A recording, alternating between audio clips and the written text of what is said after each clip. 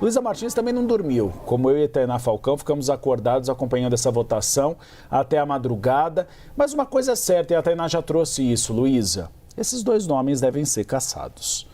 De um lado, nós tivemos Glauber Braga agredindo uma pessoa. Houve uma provocação? Houve, mas ele agrediu. Há imagens dele agredindo nos ambientes da Câmara dos Deputados. Ontem, ele apenas chancelou a cassação dele, ao fazer aquele ato que é contra o regimento interno da Câmara dos Deputados. Ele não podia ter sentado na cadeira de presidente da Câmara dos Deputados.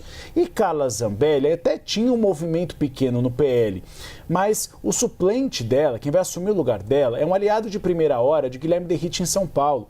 E o próprio PL já considera é melhor termos um suplente atuando na Câmara dos Deputados do que uma parlamentar presa, que ou vai ficar na Itália ou vai ser extraditada para ficar presa em São Paulo, em Brasília, que não vai atuar junto ao Poder Legislativo.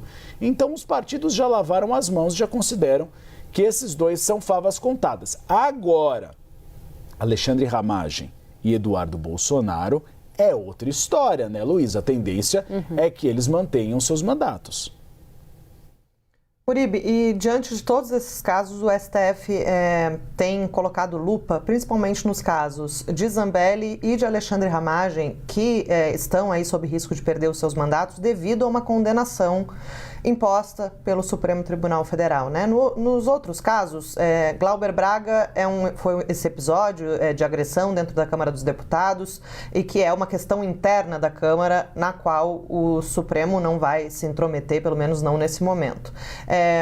E no caso de Eduardo Bolsonaro, também, porque é uma questão de excesso de faltas, né? E de como ele, nos Estados Unidos, tem sido ausente nas sessões deliberativas da Câmara, mesmo com o mandato ativo, né? Ele está com os salários bloqueados ali por ordem do ministro Alexandre de Moraes, ele já virou réu, mas a perda do mandato dele, esse processo, né, de perda do mandato, não tem a ver ainda com uma condenação na seara criminal ali por parte do Supremo.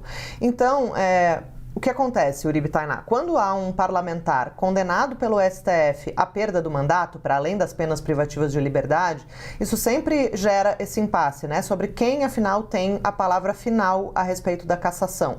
Se cabe à Câmara dos Deputados apenas um ato formal de declaração de perda do mandato, em cumprimento à decisão judicial do Supremo, ou se a Câmara tem a prerrogativa de levar o caso à votação e reivindicar também uma decisão aí definitiva a respeito da manutenção ou não desses mandatos, né? E é o caso de Ramagem e de Carla Zambelli. Carla Zambelli foi condenada à perda do mandato em 2 processos, um pela invasão dos sistemas do Conselho Nacional de Justiça e outro por aquele episódio de perseguição armada ali nas vésperas do segundo turno de 2022, e Alexandre Ramagem foi condenado pela participação no núcleo crucial da tentativa de golpe de Estado.